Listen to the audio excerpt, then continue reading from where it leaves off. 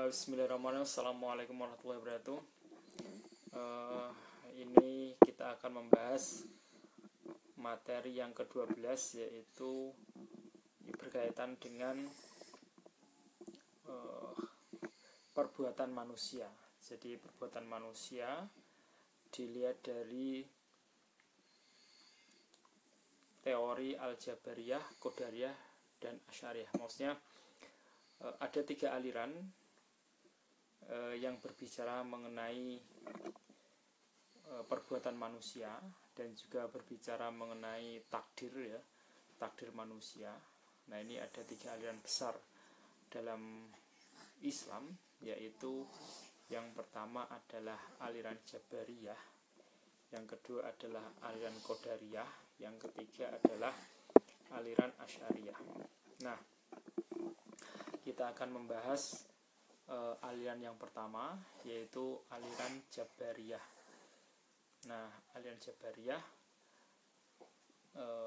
kata Jabariyah itu berasal dari kata jabbaro, yujabbiru, tajbiron. Nah, artinya adalah memaksa atau mengharuskan. Nah,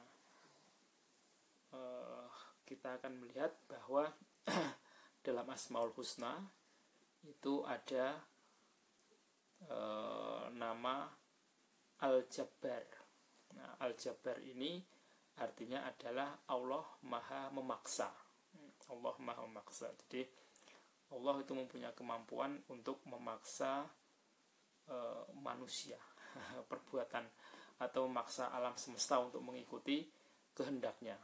Nah, ini maksudnya Al-Jabbar. Nah, secara istilah, Jabariyah adalah paham yang menolak adanya perbuatan dari manusia.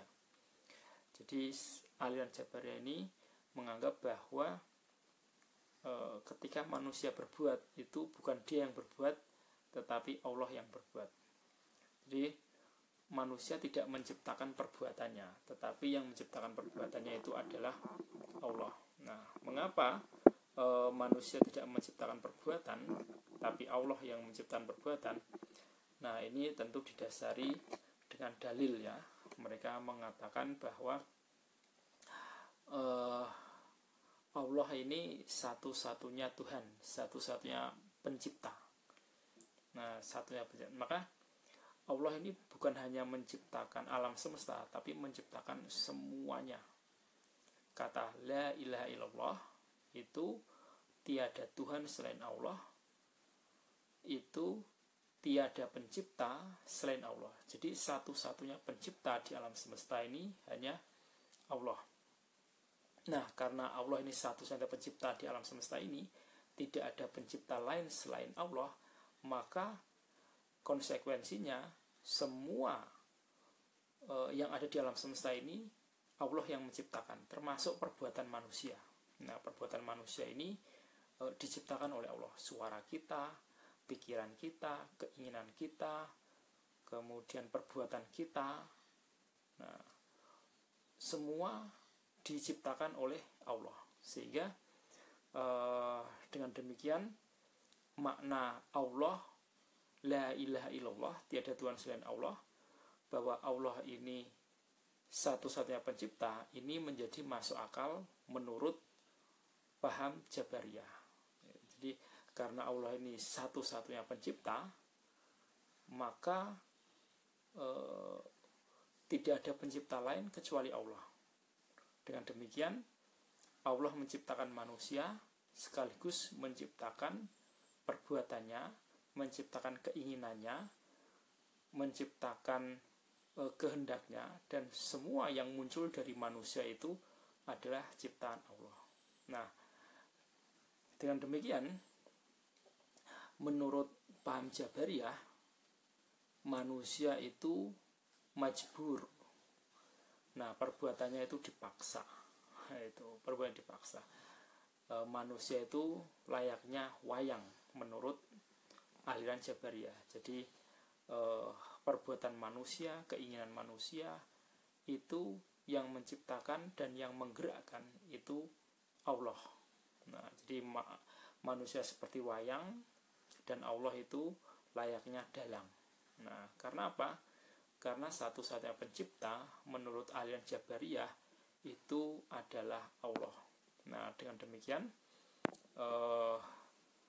menjadi masuk akal menurut aliran Jabariyah bahwa kata la ilaha illallah, tiada Tuhan selain Allah, nah, bahwa tidak ada pencipta selain Allah, maka semua perbuatan manusia dan seluk-beluk yang ada dalam diri manusia itu diciptakan oleh Allah. Nah, ini menurut paham Jabariyah. Sekarang dalilnya apa? Nah, dalil dari aliran Jabariyah. Nah, kita bisa melihat ini. Nah, ini dalil yang digunakan aliran Jabariyah. Yang pertama, ma asoba min musibatin fil ardi wala fis sama fil ardi wala fi anfusikum illa fi kitabin min qabli an nabra'aha. Nah, setiap bencana yang menimpa di bumi dan yang menimpa pada dirimu sendiri, semuanya sudah tertulis di dalam kitab Lauh Mahfuz sebelum kami mewujudkannya. Nah, jadi menurut paham Al-Jabariyah, nah, semua yang terjadi di alam semesta dari awal penciptaan sampai hari kiamat nanti itu sudah tertulis di Lauh Mahfuz. Nah, semuanya sudah ditulis di Lauh Mahfuz dan itu yang disebut sebagai kitab takdir. Nah, karena semuanya sudah tertulis di Lauh Mahfuz, semua yang akan terjadi nanti akan mengikuti persis seperti apa yang tertulis di Lauh Mahfuz. Nah, ini menurut aliran Jabariyah. Nah, aliran Jabariyah itu juga mengutip hadis ya, hadis dari Rasul yang berbunyi bahwa makhluk yang pertama kali diciptakan oleh Allah itu adalah pena. Pena ini makhluk yang pertama kali diciptakan oleh Allah. Kemudian Allah berfirman pada pena, wahai pena, tulislah takdir kehidupan dari awal sampai hari kiamat. Nah, tulislah takdir kehidupan dari awal penciptaan sampai hari kiamat. Kemudian pena menulis seluruh takdir kehidupan manusia, alam semesta ini, bukan hanya manusia ya, alam semesta, dan seluruh kemungkinan-kemungkinan yang akan terjadi. Nah, jadi yang ditulis oleh pena itu bukan hanya gelondongan ya, tapi ditulis sampai detail kemungkinan-kemungkinan yang akan terjadi sampai sedetail-detailnya. Itu semua tertulis di dalam Lauh Mahfuz. Nah, jadi Allah merintahkan, wahai pena, tulislah takdir kehidupan yang akan terjadi dan kemungkinan-kemungkinan yang akan terjadi. Nah, ini bunyi hadisnya. Nah, dengan demikian, nah, apa yang akan terjadi itu sudah ditulis di Lauh Mahfuz, termasuk kemungkinan-kemungkinan yang akan terjadi. Nah, kita ambil contoh si A siang-siang pengen beli es jumbo, atau pengen beli es krim, atau pengen beli pecel gitu ya. Nah, ini kan kemungkinan-kemungkinan. Jadi dia mau beli es krim kah, mau beli dalam pikiran dia enaknya beli apa ya, beli es krim atau beli es teh jumbo atau beli pecel ya. Nah, ini kan kemungkinan-kemungkinan. Nah, kemungkinan-kemungkinan ini juga sudah tertulis di Lauh Mahfuz. Nah, pada akhirnya dia nanti memilih es jumbo contoh ya. Nah, itu juga sudah tertulis di Lauh Mahfuz. Jadi semuanya tertulis secara detail di Lauh Mahfuz. termasuk kemungkinan-kemungkinan dan akhir dari pilihan manusia itu. Nah, itu semua tertulis di Lauh Mahfuz. Nah, kemudian di hadis yang lain Rasul bersabda bahwa pena telah diangkat dan lembaran-lembaran kitab takdir itu telah kering. Artinya apa? Tidak ada revisi terhadap takdir itu. Takdir itu artinya manusia itu akan menjalani takdirnya sesuai dengan yang tertulis di dalam kitab Lauh Mahfuz. Nah, ini menurut pandangan Jabariyah. Nah, Jabariyah. Jadi semuanya itu sudah tertulis dan ya tinggal mengikuti tulisan yang tertulis di Lauh Mahfuz itu saja. Ini menurut paham Jabariyah.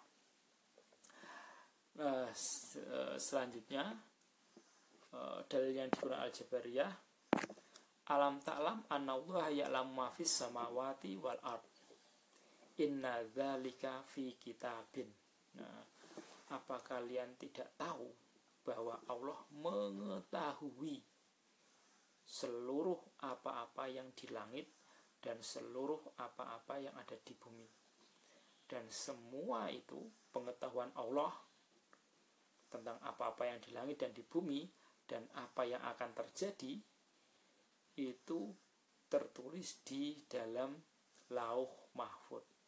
Sesungguhnya itu semua telah ada di dalam Lauh Mahfuz. Jadi pengetahuan Allah mengenai semua yang akan datang, yang akan terjadi di masa mendatang itu sudah ditulis oleh Allah di dalam Lauh Mahfuz. Nah, ini yang kedua ya. Jadi artinya semua yang akan terjadi itu sudah tertulis di dalam Lauh Mahfuz.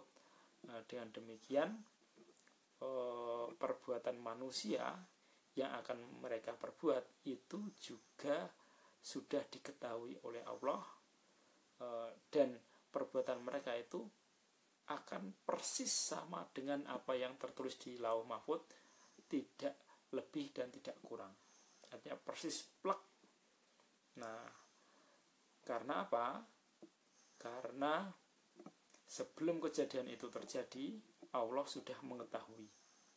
Nah, sebelum kemungkinan-kemungkinan yang akan terjadi, Allah sudah mengetahui. Nah, pengetahuan itu ditulis di dalam kitab Lauh Mahfuz. Sehingga nanti ketika kejadian-kejadian itu berlaku, maka kejadian-kejadian itu berlaku persis seperti apa yang tertulis di dalam Lauh Mahfuz. Nah, dengan demikian kaum Jabariyah mengatakan bahwa perbuatan manusia itu dipaksa oleh Allah, artinya diciptakan oleh Allah.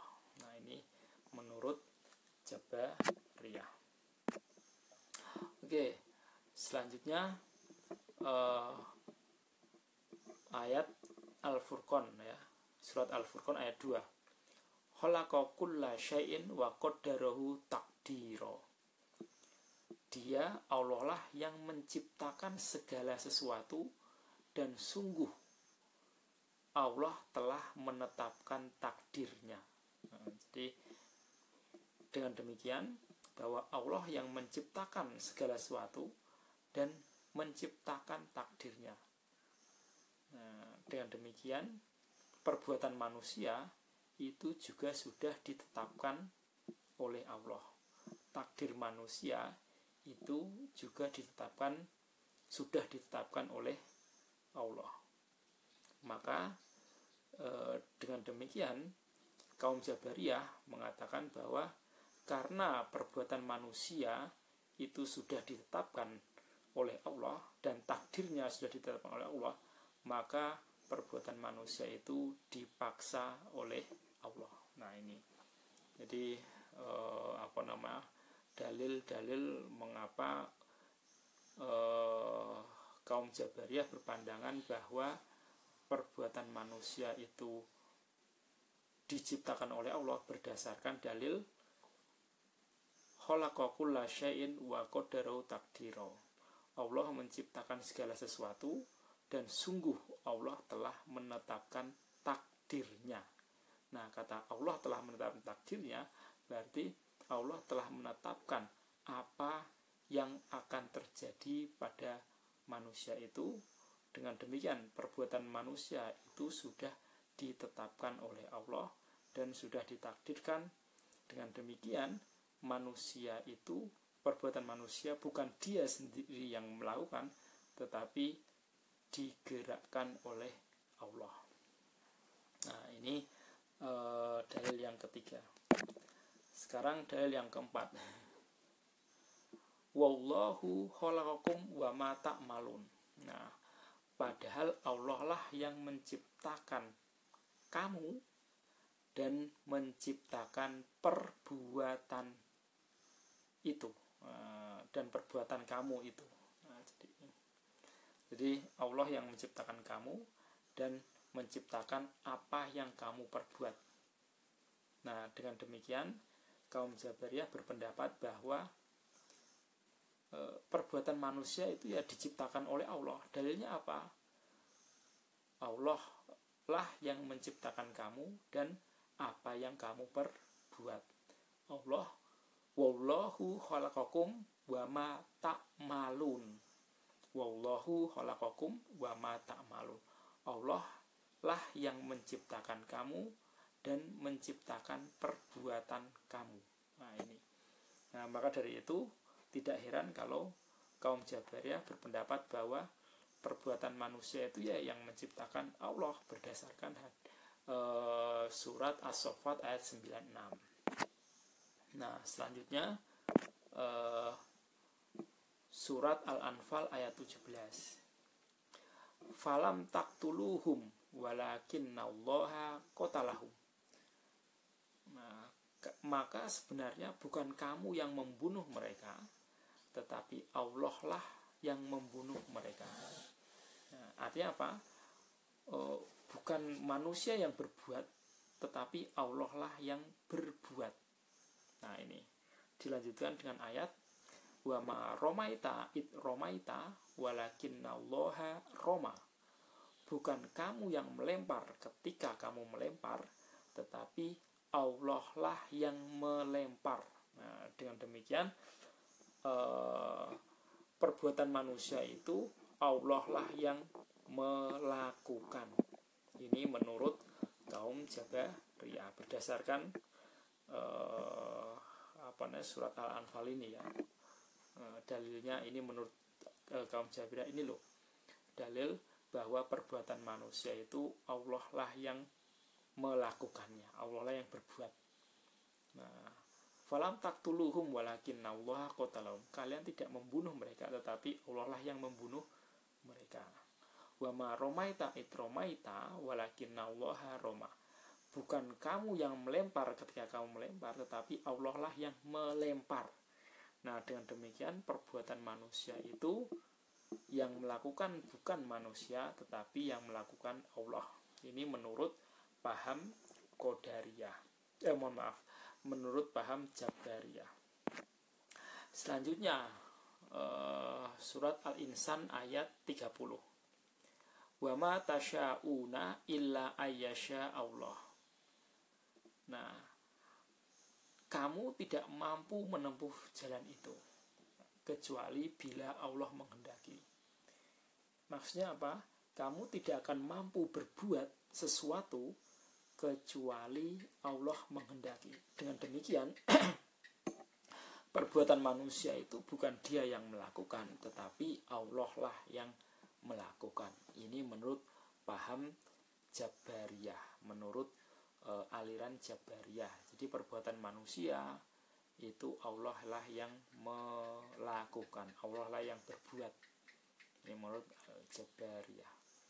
Nah, ini karena Allah satu-satunya pencipta, maka Allah menciptakan manusia sekaligus menciptakan perbuatan manusia, sekaligus menciptakan keinginan manusia, sekaligus menciptakan hasrat manusia.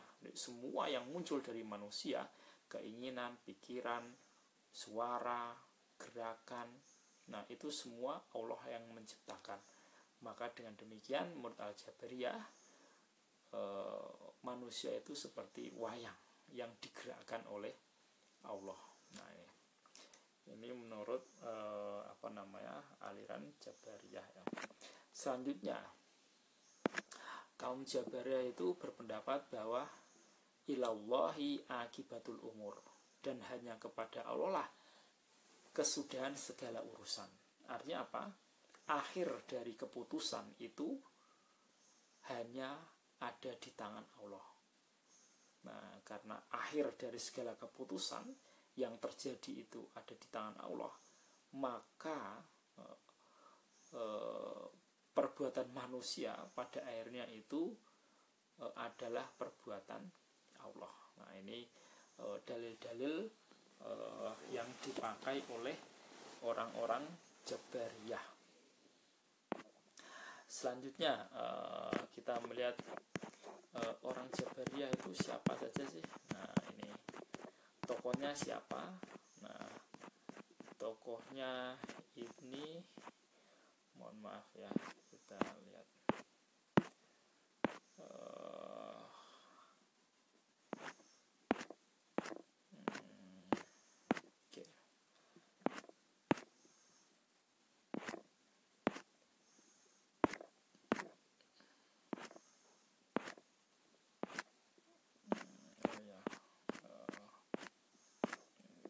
adalah Jambir Dirham tapi tidak saya sebutkan di sini.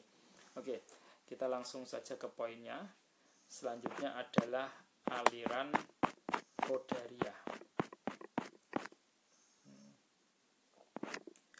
Aliran Qadariyah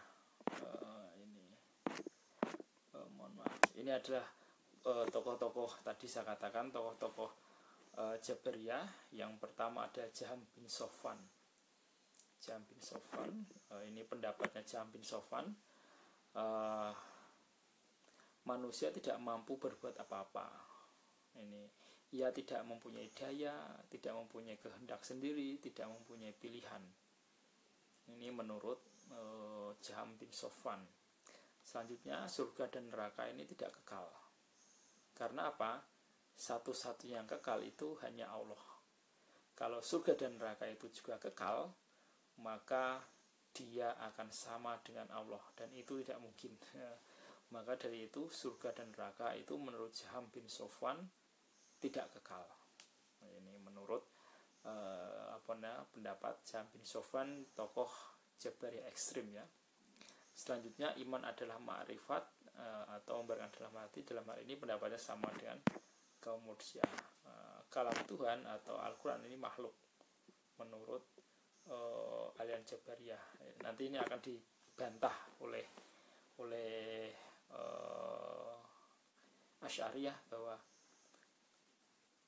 Al-Quran itu bukan makhluk, tapi adalah kalamullah, janji Allah ya. Jadi Al-Quran itu adalah janji Allah. Selanjutnya ini ada Ja'ad bin Dirham. Ada Ja'ad bin Dirham. Ini tokoh tokoh aliran Jabariyah. Oke, kita langsung ke aliran Qadariyah.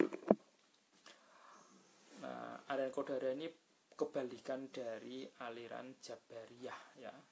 Aliran Qadariyah ini kebalikan dari aliran Jabariyah. Kalau aliran Jabariyah itu mengatakan perbuatan manusia itu dipaksa oleh Allah, maka aliran Qadariyah mengatakan Allah tidak pernah memaksa perbuatan manusia. Nah, ini menurut Qadariyah. Jadi Jabariyah berkebalikan dari Qadariyah. Nah, kalau Jabariyah itu berpendapat perbuatan manusia itu adalah Allah yang menciptakan, Allah yang berbuat. Nah, tapi menurut Qadariyah perbuatan manusia itu murni dirinya sendiri. Allah tidak mengintervensi perbuatan manusia. Itu. Kalau seandainya Allah mengintervensi perbuatan manusia, maka manusia tidak pantas mendapatkan surga atau neraka. Nah, ini menurut Qadariyah.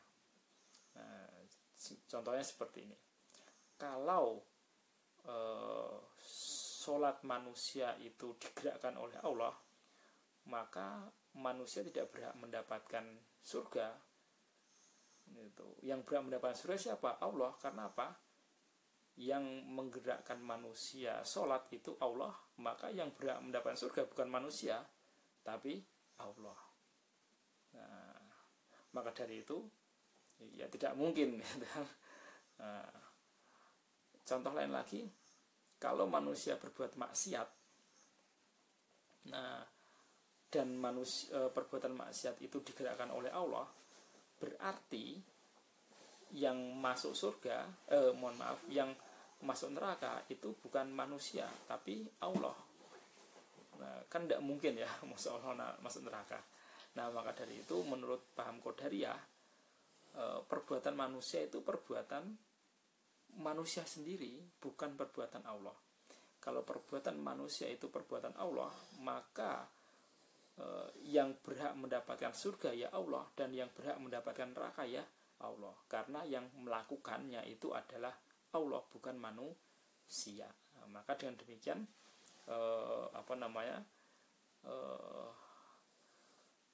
Allah menjadi tidak adil kalau Allah mengintervensi perbuatan manusia. Nah, karena Allah tidak mungkin tidak adil, maka dari itu perbuatan manusia itu bukan perbuatan Allah, ya murni perbuatan manusia itu sendiri. Kalau dia berbuat baik, ya dia pantas masuk surga, karena perbuatan baiknya adalah dia sendiri yang melakukan, dia sendiri yang menginginkan. Maka wajar kalau dia masuk surga karena dia sendiri yang berbuat baik. Nah, kalau manusia berbuat maksiat, berbuat jahat, maka manusia itu layak masuk neraka. Kenapa layak masuk neraka? Karena dia sendirilah yang berbuat maksiat, dia sendiri yang berbuat jahat, maka dia sendiri layak masuk neraka. Nah, ini menurut Qadariyah. Jadi Allah tidak mengintervensi perbuatan manusia. Seandainya perbuatan jahat manusia ini diintervensi oleh Allah, berarti perbuatan jahat manusia ini digerakkan oleh Allah, maka bukan manusia yang berhak masuk neraka, tapi Allah lah yang berhak masuk neraka. Karena apa? Yang berbuat maksiat, yang berbuat jahat itu Allah, maka yang pantas masuk neraka ya Allah. Karena apa? Yang berbuat Allah, maka yang masuk neraka ya Allah. Nah, maka dengan demikian Qadariyah, tidak mungkin Allah mengintervensi perbuatan manusia. Tidak mungkin Allah menggerakkan perbuatan manusia. Kalau Allah menggerakkan perbuatan manusia, maka Allah harus dimasukkan surga atau dimasukkan neraka, dan ini tidak mungkin. Nah, maka dari itu perbuatan manusia ya dia sendirilah yang berbuat. Allah tidak mengintervensi perbuatan manusia. Nah, inilah yang disebut sebagai keadilan menurut orang-orang Qadariyah. Oke, sampai sini kita akan apa sih dalil kaum Qadariyah itu? Oke. Saya akan bertanya. Oke. Ada hal yang ingin saya sampaikan. Ini. Jadi ringkasnya kaum Qadariyah itu mengatakan Allah tidak mentakdirkan perbuatan manusia, tidak pula menulis takdir tersebut di Lauh Mahfuz. Nah, jadi kaum Qadariyah ini tidak percaya takdir dan juga tidak percaya Allah menulis takdir. Nah, bahwa segala sesuatu itu terjadi secara mustaknafah. Apa itu mustaknafah? Yaitu bahwa segala sesuatunya itu mustaknafah. Jadi mustaknafah itu tidak diketahui oleh Allah. Jadi Allah tidak mengetahui apa yang akan terjadi. Allah juga tidak mentakdirkan apa yang akan terjadi. Ini menurut kaum Qadariyah. Jadi dia tidak kaum Qadariyah itu tidak percaya takdir, ya, bahwa takdir itu ditulis oleh Allah, itu tidak percaya. Nah, artinya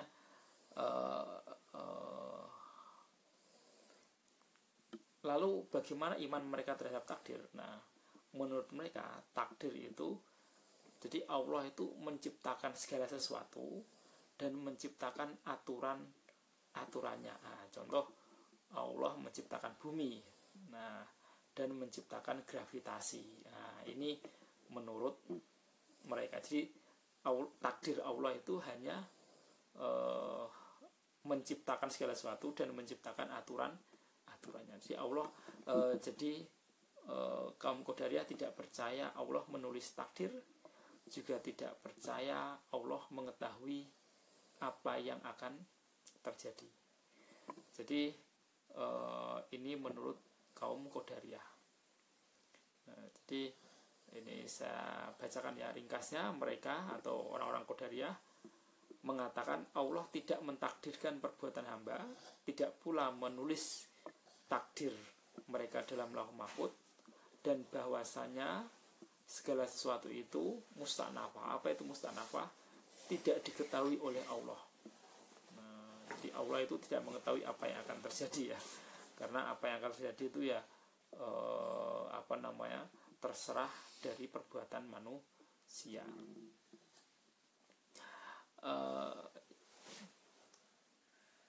Dan segala sesuatunya itu tidak ditakdirkan oleh Allah sebelumnya. Jadi semua itu bebas, ya, bebas. Manusia berkehendak apapun, ya mereka bebas, tidak diintervensi oleh Allah. Nah, dengan demikian, dengan pemahaman seperti ini, maka banyak ulama dan sahabat yang memberontak terhadap pemikiran mereka. Ini menurut mereka itu pemikiran ini ya sesat menurut para ulama. Oke. Selanjutnya kita langsung membahas tentang dalilnya. Mengapa orang-orang Jabariyah tidak percaya pada Lauh Mahfuz, tidak percaya pada takdir, ya. Itu artinya takdir itu ya maksudnya Allah tidak menciptakan takdir. Itu mereka mengatakan Allah tidak menciptakan takdir. Jadi segala sesuatu itu terjadi dengan keinginan manusia masing-masing. Nah, ini. Oke, dalilnya menurut Qadariyah, innallaha la yughayyiru ma biqaumin hatta yughayyiru ma bi anfusihim. Sesungguhnya Allah tidak merubah keadaan satu kaum sampai mereka sendirilah yang merubahnya. Nah, ini artinya apa? Menurut kaum Qadariyah, Allah tidak mengintervensi perbuatan manusia. Manusia itu sendirilah yang berbuat, dan manusia itu sendirilah yang akan menanggung akibatnya. Allah tidak akan merubah keadaan satu kaum sampai dia merubahnya sendiri. Kata sampai dia merubahnya sendiri berarti Allah tidak ikut campur perbuatan manusia. Itu. Jadi Allah tidak mencampuri perbuatan manusia. Kalau dia ingin sukses, ya harus dia sendiri yang harus bergerak. Nah, kalau dia tidak ingin sukses, ya tidak usah bergerak. Ini seperti itu. Jadi Allah tidak akan merubah nasib satu kaum sampai dia sendirilah yang merubahnya. Dia sendirilah yang merubahnya. Kata dia sendiri yang merubah berarti Allah tidak mau mencampuri perbuatan manusia. Nah, ini. Selanjutnya ikmalu ma syi'tum. Nah, lakukanlah apa yang kamu kehendaki. Nah, lakukanlah apa yang kamu kehendaki. Innahu bima ta'maluna basir. Sesungguhnya Allah Maha melihat apa yang kamu lakukan, apa yang kamu kerjakan. Jadi kata lakukanlah apa yang kamu kehendaki artinya apa? Allah tidak akan mengintervensi apa yang akan kamu perbuat. Kamu mau melakukan kamu mau melakukan ibadah ya terserah kamu. Kamu melakukan maksiat ya terserah kamu. Allah berfirman, ikmalu ma syi'tum. Lakukanlah apa yang kamu kehendaki. Nah, ini artinya Allah tidak mengintervensi perbuatan manusia. Selanjutnya surat Al-Kahfi ya, surat Al-Kahfi ayat 29. Kulil haqqu min rabbikum. Katakanlah kebenaran itu datangnya hanya dari Allah. Al-Quran itu datangnya hanya dari Allah. Faman sya'a falyu'min. Barang siapa yang berkehendak maka berimanlah. Kalau kamu beriman ya berimanlah. Faman sya'a falyakfur. Barang siapa yang berkehendak kafir ya kafirlah itu. Jadi ini penegasan dari Allah. Kalau kamu mau iman terhadap Al-Quran ya silahkan. Kalau kamu mau kafir terhadap Al-Quran ya silahkan. Ya, Allah tidak akan mengintervensi perbuatan kamu. Nah, ini dalil dari ayat Jabariyah bahwa Allah tidak mengintervensi perbuatan manusia. Nah, inna a'tadna lizolimina naro. Sesungguhnya kami telah menyediakan bagi orang-orang zalim itu neraka. Nah, itu. Jadi dengan demikian Allah itu tidak memaksa manusia masuk surga, juga tidak memaksa manusia masuk neraka. Allah membebaskan manusia untuk memilih. Kalau dia memilih beriman ya masuk surga. Kalau dia memilih kekafiran ya masuk neraka. Allah tidak mengintervensi perbuatan manusia. Oke, selanjutnya dalil dari Qadariyah itu awalama asobatkum musibatun. Ini surat Ali Imran 165 ya. Awalama asobatkum musibatun qad asobtum mislaiha. Dan mengapa ketika kamu ditimpa musibah pada perang Uhud, padahal kamu telah menimpakan kekalahan 2 kali lipat kepada musuh-musuh kamu. Nah, pada perang Badar. Nah, jadi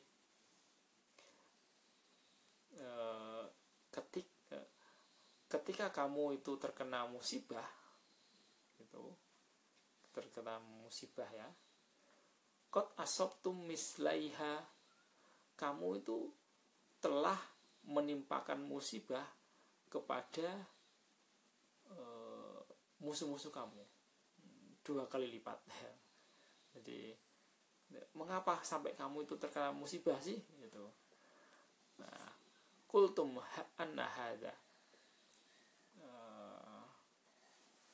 Kalian berkata, dari manakah musibah ini? Nah, jadi ketika kalian mendapatkan musibah, yaitu kemudian kalian mengatakan, dari manakah musibah ini?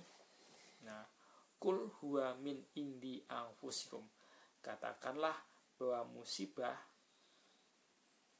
kalian kalah dalam perang Uhud itu disebabkan karena kamu sendiri. Nah, jadi Allah itu tidak menimpakan kekalahan pada kamu ketika perang Uhud, tetapi kamu sendirilah yang menimpakan kekalahan pada kamu sendiri di perang Uhud. Nah, ini. Nah, kultum anna hadza qul huwa min indi anfusikum. Jadi dari manakah datangnya kekalahan ini? Ya kekalahan ini ya dari diri kamu. Kenapa dari diri kamu? Karena kamu orang-orang Quraisy itu disuruh jangan turun dulu sampai ada perintah Rasul. Ternyata orang-orang Quraisy, para pemanah 50 orang yang ditaruh di atas gunung agar mereka jangan turun dulu sampai ada perintah dari Rasul. Ternyata perang belum selesai sudah turun gunung untuk merebut harta rampasan perang. Ya akhirnya datanglah musuh dari belakang, tidak bisa dihalau. Karena apa? Yang seharusnya menghalau malah rebutan harta rampasan perang, sehingga kalah. Nah, dengan demikian kekalahan itu bukan dari Allah yang memberi, tapi manusia sendirilah yang menciptakan kekalahan itu. Nah, dengan demikian tidak heran kalau Qadariyah mengatakan manusia itu mendapat musibah bukan karena Allah, tapi apa? Karena manusia sendiri. Allah tidak mengintervensi musibah kepada manusia. Manusia itu sudah yang menyebabkan terjadinya musibah terhadap dirinya sendiri. Oke, selanjutnya dalil yang digunakan oleh Qadariyah itu surat An-Nisa ayat 111. Wa man yaktasib isman fa innama yaksibu ala nafsihi. Nah, barang siapa yang mengerjakan dosa, maka sesungguhnya ia mengerjakan untuk dirinya sendiri. Nah, barang siapa yang melakukan dosa, ya dia melakukannya untuk dirinya sendiri. Nah, artinya apa? Allah tidak mengintervensi perbuatan manusia. Allah tidak mengintervensi dia maksiat atau dia berbuat baik, tapi Allah membebaskan manusia. Dia mau berbuat baik ya silahkan, mau berbuat maksiat juga silahkan. Kalau mau berbuat baik ya dia akan masuk surga, kalau berbuat maksiat ya masuk neraka. Ini menurut paham Qadariyah. Oke, saya terangkan sedikit. Nah, intinya paham Qadariyah itu berpendapat perbuatan manusia itu murni dia sendiri yang berbuat. Allah tidak mengintervensi. Sedangkan menurut aliran Jabariyah, perbuatan manusia itu bukan perbuatan manusia, tapi perbuatan Allah. Allah mengintervensi perbuatan manusia. Allah lah yang menggerakkan perbuatan manusia. Allah lah yang menggerakkan keinginan manusia. Nah, Allah lah yang menggerakkan hasrat manusia. Nah, ini kan berkebalikan ya. Kalau Jabariyah mengatakan perbuatan manusia itu digerakkan oleh Allah, kalau Qadariyah mengatakan perbuatan manusia itu tidak digerakkan oleh Allah, tapi dirinya sendirilah yang bergerak. Nah, dia sendirilah yang melakukan. Nah, ini menurut paham Qadariyah. Jadi ini dua aliran pendapat yang saling bertentangan ya. Yang satu yang Jabariyah mengatakan Allah tidak yang Jabariyah mengatakan Allah mengintervensi perbuatan manusia. Kalau Qadariyah mengatakan Allah tidak mengintervensi perbuatan manusia. Nah, ini dua pemikiran yang saling bertentangan. Nah, oke, kita lihat bagaimana pendapat Asy'ariyah. Nah, menurut Al-Asy'ariyah, ini Ahlus Sunnah wal Jamaah ya. Ahlus Sunnah wal Jamaah ini ya kita ini orang NU, orang Muhammadiyah, orang Sunni, ini adalah para pengikut Asy'ariyah, Ahlus Sunnah wal Jamaah. Nah, bagaimana pendapat Ahlus Sunnah wal Jamaah mengenai takdir? Nah, Ahlus Sunnah wal Jamaah mengatakan Allah jadi manusia itu, ini menurut pendapat Abu Hasan Al-Asy'ari ya, tentang Abu Hasan al-Asy'ari ini pengikut Ahlussunnah wal Jamaah. Jadi manusia itu diberi keinginan. Nah, dan pilihan ya, untuk berbuat atas kehendak Allah. Jadi ibaratnya itu seperti ini. Allah yang menciptakan daya. Nah, Allah menciptakan daya. Jadi Allah menciptakan daya. Nah, daya mohon maaf ya. Mohon maaf ini saya ulangi ya. Nah, jadi keinginan manusia, pilihan-pilihan manusia itu manusia sendirilah yang memutuskan, yang melakukan ya. Jadi ini teori al-kasab ya. Kasab itu artinya usaha. Usaha. Jadi menurut teori al-kasab, jadi perbuatan manusia itu bukan dipaksa, juga bukan bebas tanpa batas, bukan. Jadi perbuatan manusia itu manusia sendirilah yang menciptakan keinginannya. Nah, keinginannya. Dan Allah yang mengizinkannya. Jadi keinginan manusia itu yang menciptakan manusia sendiri. Kehendak manusia itu yang menciptakan manusia sendiri. Nah, tapi keinginan itu terjadi dan terwujud atas bantuan Allah. Atas bantuan Allah. Nah, jadi Allah itu ibaratnya hanya meng-ACC saja ya. Meng-ACC dan memudahkan. Meng-ACC dan memudahkan. Ini. Jadi kalau manusia itu ingin ibadah, maka Allah akan memudahkan dia ibadah.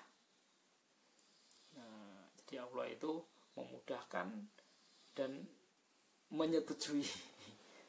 Nah, ini. Kalau manusia ingin maksiat, Allah juga akan memudahkan manusia dan menyetujui. Nah, ini. Jadi Allah itu memudahkan manusia dan menyetujui. Jadi, ketika manusia ingin baik, maka Allah akan memudahkannya berbuat baik. Kalau manusia ingin jahat, maka Allah juga akan memudahkannya berbuat jahat.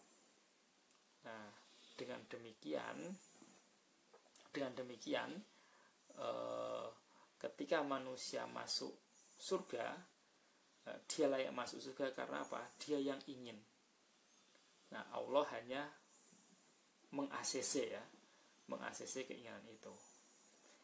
Kalau manusia berbuat maksiat, menginginkan maksiat, Allah juga akan memudahkan manusia berbuat maksiat. Maka manusia layak masuk neraka karena dia sendirilah yang menginginkan kemaksiatan itu. Nah, ini. Jadi kita kembali pada slide ini.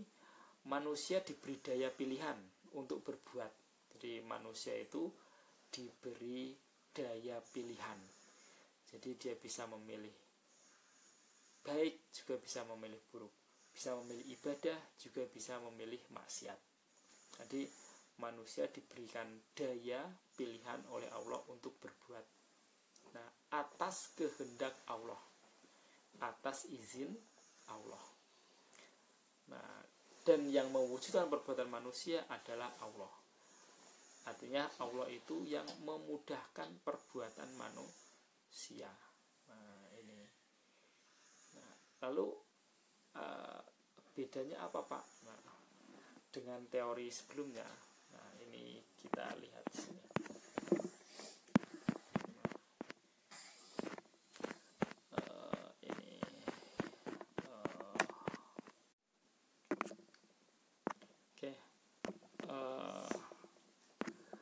Oke, tentang keinginan manusia. Nah, keinginan manusia, apa sih bedanya Asy'ariyah, Qadariyah, dan Jabariyah? Nah, kalau Jabariyah, nah, Allah menciptakan keinginan manusia dan menciptakan perbuatan manusia. Nah, ini menurut Jabariyah. Jadi Allah menciptakan keinginan manusia dan menciptakan perbuatan manusia. Qadariyah kebalikannya. Allah tidak menciptakan pilihan keinginan manusia, juga tidak menciptakan perbuatan manusia. Jadi Allah menurut Qadariyah tidak menciptakan keinginan, juga tidak menciptakan perbuatan. Nah, kalau Asy'ariyah berpendapat Allah tidak menciptakan keinginan, karena keinginan itu yang menciptakan manusia. Nah, tapi Allah menciptakan perbuatan manusia sesuai dengan keinginan manusia. Nah, itu seperti itu. Jadi kalau semuanya manusia pengen ibadah, nah keinginan itu muncul dari manusia dan Allah memudahkan manusia itu beribadah. Nah, ini menurut Asy'ariyah. Kalau manusia itu ingin maksiat, keinginan maksiat itu muncul dari manusia dan Allah memudahkan manusia bermaksiat. Maka terjadilah maksiat, maka manusia berhak masuk neraka. Kenapa berhak masuk neraka? Yang pertama, ingin maksiat itu manusia. Allah hanya memudahkan keinginan manusia. Nah, itu. Dengan demikian, kalau manusia masuk neraka, ya wajar karena dia sendiri yang menginginkan. Allah hanya membantu, mempermudah. Nah, kalau manusia itu berbuat baik, berbuat ibadah, nah Allah akan memudah. Kalau manusia itu ingin ibadah, mohon maaf ya, ingin ibadah, maka Allah akan memudahkan dia ibadah. Nah, sehingga dia akan masuk surga karena yang pertama ingin ibadah adalah manusia. Nah, ini Asy'ariyah ya, Asy'ariyah. Nah, ini tiga tiga pendapat. Yang pertama Jabariyah, yang kedua Qadariyah, yang ketiga adalah Asy'ariyah. Jadi kalau saya ulangi lagi, kalau Jabariyah itu Allah tidak menciptakan keinginan manusia, juga tidak manusia tidak menciptakan keinginannya sendiri, juga tidak menciptakan perbuatannya sendiri. Lalu siapa yang menciptakan? Yang menciptakan ya Allah. Yang menciptakan keinginan manusia dan yang menciptakan perbuatan manusia itu Allah. Nah, semisal kalau seseorang ingin ibadah, itu bukan manusia yang menciptakan keinginan ibadah, tapi Allah lah yang menciptakan keinginan ibadah. Nah, kalau manusia itu ingin maksiat, bukan dia yang ingin maksiat, tetapi Allah lah yang menciptakan keinginan maksiat. Ketika dia benar-benar berbuat maksiat, maka bukan manusia yang menciptakan maksiat itu, tapi Allah lah yang menciptakan maksiat itu, karena Allah Maha Pencipta. Nah, ini menurut Jabariyah. Jadi Allah yang menciptakan semua yang ada pada diri manusia. Nah, sedangkan Qadariyah, Allah tidak menciptakan apapun dari keinginan dan dari perbuatan manusia. Manusia sendirilah yang menciptakan keinginannya dan menciptakan perbuatannya. Nah, sehingga kalau manusia masuk berbuat baik, nah dia sendirilah yang menciptakan keinginan berbuat baik, dan dia sendirilah yang menciptakan perbuatan baik, maka dia layak masuk surga, karena dia sendirilah yang menginginkan dan dia sendirilah yang berbuat. Nah, ini dia sendiri yang menginginkan dan dia sendiri yang berbuat. Kalau manusia ingin maksiat, maka yang menciptakan keinginan maksiat itu ya manusia, dan yang menciptakan perbuatan maksiat itu juga manusia.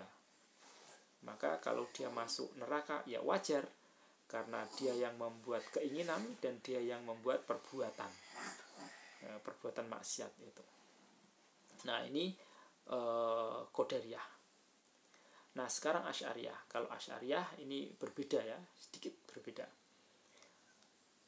Menurut Asy'ariyah, manusia hanya menciptakan keinginan. Nah, Allah yang memudahkan keinginan itu terwujud. Nah, jadi yang menciptakan keinginan manusia. Nah, Allah memudahkan keinginan itu terwujud. Nah, kalau manusia mau ibadah, maka yang menciptakan keinginan ibadah itu manusia. Allah hanya mempermudah manusia berbuat ibadah. Nah, maka kalau dia masuk surga ya wajar, karena yang pertama kali menginginkan itu manusia. Allah hanya mempermudah saja. Kalau manusia ingin maksiat, nah maka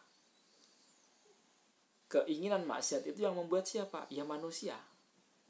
Itu Allah hanya mempermudah dia berbuat maksiat. Nah, kalau dia masuk neraka ya wajar, karena yang pertama kali menginginkan maksiat siapa? Ya manusia itu. Nah, Allah hanya mempermudah dia berbuat maksiat. Nah, ini 3 pendapat. Yang pertama dari Jabariyah, yang kedua dari Qadariyah, yang ketiga dari Asy'ariyah. Saya kira demikian. Kalau ada pertanyaan bisa lewat WhatsApp atau bisa nanti ketemu di kelas ya. Tentu akan banyak sekali pertanyaan dan bisa kita diskusi banyak di kelas tatap muka langsung. Itu akan lebih fair dan lebih detail jawabannya. Saya kira demikian. Syukran. Assalamualaikum warahmatullahi wabarakatuh.